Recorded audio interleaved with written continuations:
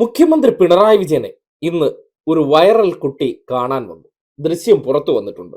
ഇതേ നോക്കിയേ, ഒരു കുഞ്ഞ് കാണാൻ വരുമ്പോ കേരളത്തിലെ മാധ്യമങ്ങൾ ചാർത്തിക്കൊടുത്ത പല ചാപ്പകളുമുണ്ടല്ലോ.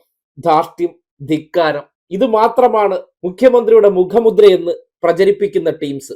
പക്ഷെ ഈ ദൃശ്യമോ, ആ ചിരിയോ, അദ്ദേഹത്തിന്റെ ആ ലഘു സംഭാഷണമോ എന്നും നിങ്ങളെ കാണിക്കത്തില്ല. അതിനെ നിങ്ങൾ രാഷ്ട്രീയമൊന്നും പറയരുത്. വേണമെങ്കിൽ പച്ച മലയാളത്തിൽ കമ്മ്യൂണിസ്റ്റ് വിരുദ്ധത എന്ന് പറയാം. ഇനി ആരാണ് ആ കുട്ടി എന്നറിയോ?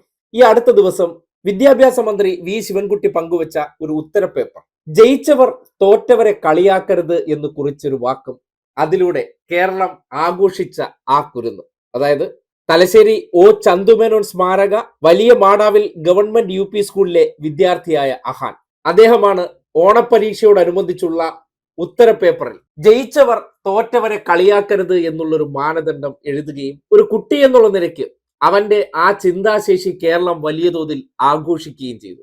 ആ കുട്ടിയാണ് ഇന്നിപ്പോ മുഖ്യമന്ത്രി പിണറായി വിജയനെ കാണാൻ വന്നത്. ഫോട്ടോ